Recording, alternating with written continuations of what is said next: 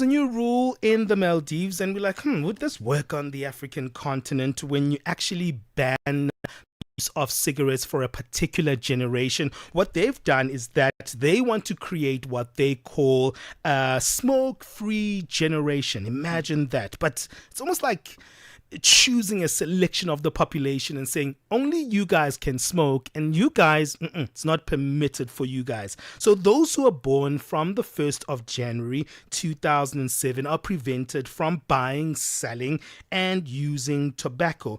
But is this a model that can work in other countries? Experts warn that for larger nations with millions of younger people, informal markets and deeply ingrained social habits such as law are highly symbolic. So we're going to be looking at this.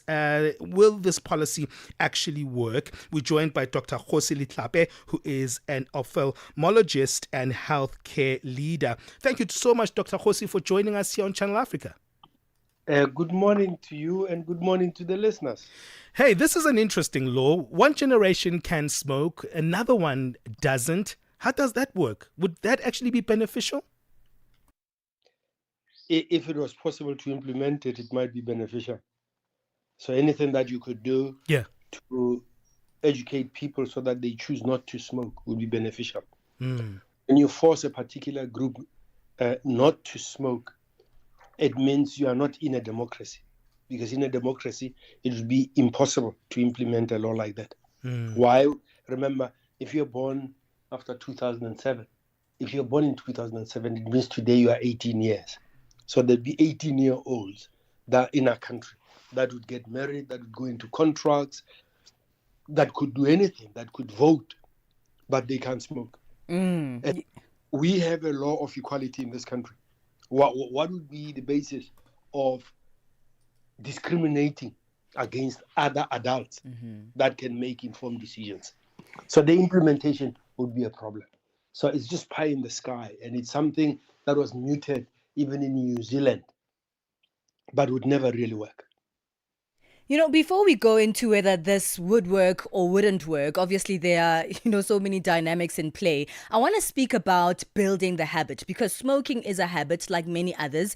And when you build a habit, it doesn't happen overnight. So these particular group of people or this particular generation might have already built the habit before this ultimate ban of saying the people born from this year going forward may not smoke. Let's speak about that, right? Is it that easy to break off a habit simply by implementing law? No, it is not. All of us have addictions. Human beings are creatures for addictions. We have different addictions. Some are addicted to reading, some to exercise, which might be beneficial, some to alcohol, which might have harmful effects. So once you are addicted, nobody can just come up with a law that will stop you being addicted. What then happens is that you are now moved from a law-abiding citizen by pass of legislation to being an offender once that legislation gets passed. Now, if you are serious about it, you then have to ensure that you can enforce it. There's this tendency where legislators pander to the public for attention and come up with legislation that cannot be implemented. So if you are in a society where you think this can be implemented, maybe it might work. Remember, there are complex issues that you need to take into consideration. The ability of society to observe laws. So if you are in a lawless country like we have in South Africa, there's no ghost chance of this being implemented. You'll just be putting something for the books, a tick box, that, we have this law, even though it doesn't work. So when you have children that would have been smoking from their early years, they are now turning 18, and you say, because you were born after 2007, you got to stop smoking. It doesn't work like that. It would be inhumane, it would be impossible, it would be impractical. So suddenly, you've been smoking as a teenager, and you get to 18, suddenly, you are a criminal. Sure. And it's so interesting because the contradiction is you allowing a particular generation to continue with the habit of smoking while there's another generation that is actually stopped from smoking. And that contradiction means that the pattern of behavior is still in society And we know such behaviors are usually inherited as something that happens in our communities practically. It's not something that you actually just inherit in a vacuum, right? So the fact that one generation is able to do it and another isn't is one that shows that there are actually discriminations that are happening here, Doctor. Yeah, not only discrimination. You wonder whether there's any thought that has been applied to this issue. Remember, in most nations, they have, underage smoking is not allowed. For example, in our country, the age might be 16 or 18. You're not allowed to smoke if you're under 18. You can make that decision as an adult. Now, when you can't enforce it, how are you going to enforce this one? Where you are now saying if you are born within a certain era, even if you are over 18, you will not be allowed to smoke. Yeah. When you cannot even enforce underage smoking. I mean, in America, they moved the underage smoking from 18 to 21. It doesn't help when you cannot enforce. To come up with rules that are not implementable is not a benefit to society. You know, Doctor, you say that this particular law is impractical, but I want to look at maybe where the heart of this law lies. I feel like the face of smoking has changed quite widely. If I look at the landscape here in South Africa, before, smoking a cigarette used to be something that is largely done, and then that was phased out through different laws, advertising laws, smoking laws that were implemented in our country. We have a brand new generation of people who maybe don't smoke the cigarette as much, but now the vape has come in as something that's fresher, that's something that's flavorful, something that looks younger. So that's advertised in a very new way. And of course, the regulations around that have also been very tricky here in South Africa. What would the long-term benefit of a law like this, if it were to be practical, if an entire generation stops consuming tobacco, would there be real benefits, not just for the people themselves, but for the country, for the healthcare system, etc.? In my opinion, absolutely no benefit. As long as tobacco occurs naturally and tobacco is grown, tobacco will be consumed. and we just got to be real about it. We got to stop being evangelical on these issues. You got to accept certain types of human behaviors. And then we can then embark on educating people so that they can make informed choices. Yeah, absolutely. If you are part of a democracy, you got to accept the issue of choice. So there are issues here where when you smoke, it affects others around you. Sure. There are issues where there's reasonable legislation that we have embarked upon on creating spaces for those that smoke, creating an environment that is good for all of us, including those that do not smoke. Those are reasonable measures, and we've seen how they have worked in this country. I mean, as a young person, I couldn't go to nightclubs because of the smoke.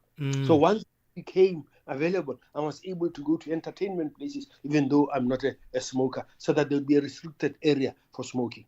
Those are reasonable, implementable, working pieces of legislation. The issue about marketing becomes important. Yeah. What we need to be strict upon is advertising and marketing, which has been done with cigarettes. There's no sponsorship, there's no endorsement by personalities, there's no open advertising. Okay, Dr. Kgosi, we need to take a bit of a break. Sorry to interrupt you there. We'll come on some kind of interventions after the break on what we need to do to create the so-called smoke-free generations. And I hear you were going into that direction. We'll continue moving into that particular theme on how would you actually intervene to create a less smoking environment or population. Will come up after that. That will come up after this break. Stay with us there on the line. Global leaders, African insights. Follow the G20 summit with Channel Africa as it happens. AUSISA, the Association of Water and Sanitation Institution of South Africa, is a platform uniting Africa's water professionals. This November, Africa leads the conversation on water and sanitation. Join global and African leaders at the AUSISA Africa and Global South Dialogue 2025 from the 9th till the 12th of November at the Emperor's Palace, Johannesburg. From policy innovation, this is where action meets collaboration for a water-secure future. Register today at ausisa-watersan-dialogue.org. or follow at Ausisa on social media. Ausisa, working together for sustainable water and sanitation security in Africa. Be inspired. Stay informed. Channel Africa, the beauty of life. Now available anytime, anywhere with our new app. Get set and be ready to go. On the move with Palesa and Benjamin Moshatama. This is a very interesting but important conversation. We're taking a look at the Maldives, right? The Maldives has had a new law that's banning everyone born after 2007 from buying, selling, and using tobacco products. And they're creating what they call a smoke-free generation. We're looking at the practicality or lack thereof of a law like this, and what kind of, maybe lessons we can learn from this, but also how exactly we can create lifestyle changes around smoking all across the continent. Dr. Kgosi Letlape continues to join us on the line, healthcare leader and ophthalmologist who's helping us with this one. You're saying to us this is quite an impractical law, but there's still huge issues that we are facing here on our continent, in our countries, that are pertaining to the healthcare risks of smoking, and even whatever kind of smoking that's taking place, it is smoking nonetheless, and is quite harmful to the people of the country and the country itself. So if we were to look in an ideal way how to create that smoke-free generation, how would that be? Well, before we get into that, let me just step back to the fact that the issue that we're discussing, it's not just, even if it was practical and implementable to have oversight over the policy, it would still be a violation of human rights, because you'd be discriminating against a particular generation and treating them differently from others. So even if you were able to implement it, what you'd be doing, you'd be violating the human rights of young people. You'd be draconian, and it would be a human rights violation. So I think that's what we should understand.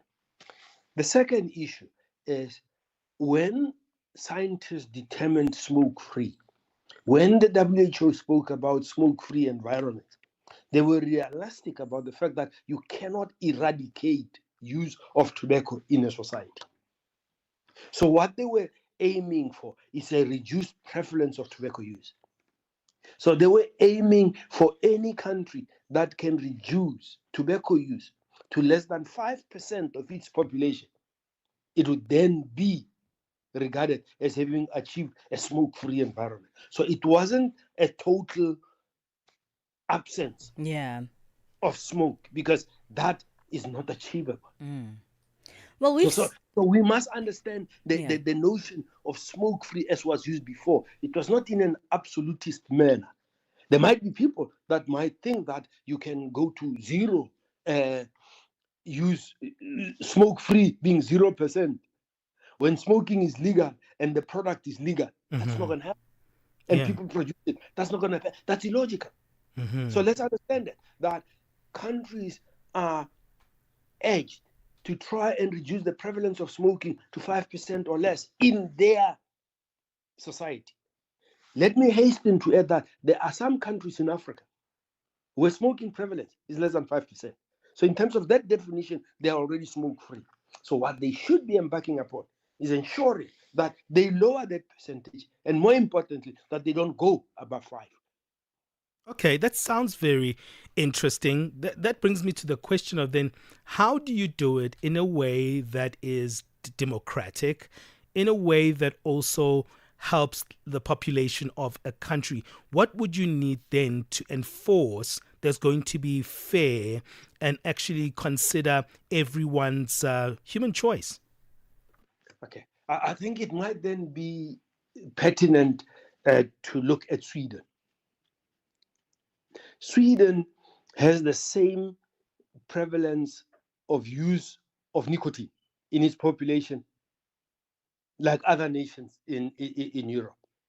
But they have allowed non-combustibles to be available. They've aided that. And they are encouraging those that are nicotine dependent to move away from combustible nicotine, which is cigarettes, which is the most harmful way of getting your nicotine, but it is also the most effective delivery mechanism for nicotine.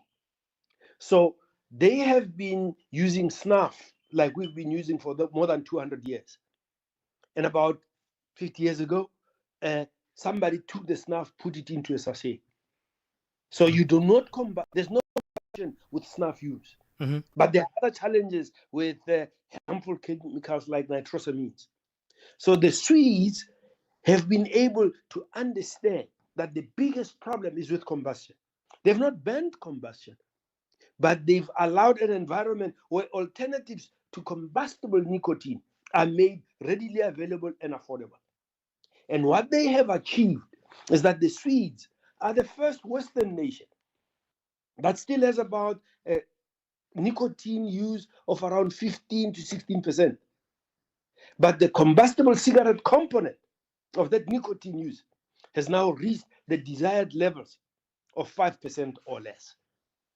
So they have achieved the smoke free by being reasonable, by educating, by making alternatives available, and by encouraging and informing people to be able to move. There was an interesting thing that happened in Sweden. This snuff in a sachet, females didn't find it attractive. So males are the ones that have switched to snooze, as we call it. And it has been found that the incidence of tobacco-related diseases amongst males in Sweden is much less than the equivalent counterparts in Europe. But females didn't like snooze for whatever reason. It wasn't appealing to females. So the incidence of tobacco-related diseases in women in Sweden was similar to women elsewhere. Now, with alternatives that have come in, like vaping, like heat-not-burn products, females find that more appealing. And more of them are switching to that. So the incidence of use of combustibles is reducing amongst females, and the health benefits are now becoming visible even for females. So what we need to understand is that there are alternative ways of consuming your nicotine in a less harmful way. In medicine, we've always understood that. That is why people that are addicted to nicotine through cigarettes and other forms have been offered nicotine replacement therapy in medicine, because we've discovered that the thing that kills them is the other chemicals, but the thing that they are addicted to, that they are craving, is nicotine. So we give them nicotine patches, we give them tablets, we give them gums, so that we replace their nicotine. Now, there are other novel products that are coming up of getting your nicotine without combustion. All right. Vaping is one of them. Heat-not-burn is one of them. Now, we even have nicotine pouches, where the pouch is not a tobacco pouch now. It's just nicotine. So in Sweden, all these things are allowed, but all these things are controlled. No marketing, no direct advertising, no promotion by personalities. So they have all those things, even though they are making things available, they are not making it like this is attractive to young children, etc. And their age restrictions about nicotine use are still in place. All right, we'll have to leave it there, Dr. Letlape. I love the way that you approach this conversation, because it's not in a utopia kind of way, like, yes, this is great, we should stop people from smoking or consuming these products, but rather it's about, regulations and different ways to introduce these to really lower the healthcare implications and risks of nicotine or tobacco. So thank you so much for joining us in today's conversation. Yeah, thank you very much. I'm not a moralist. I'm just a medical doctor. That's Dr. Kgosi Letlape. He's not a moralist. He's just a medical doctor. He's a healthcare leader and ophthalmologist helping us in this particular conversation. It's on our On The Move poll at Channel Africa 1. Head on over there and engage with us. It's 9:31 Central Africa time. Let's get our latest sports news. Sports on Channel Africa. The African perspective.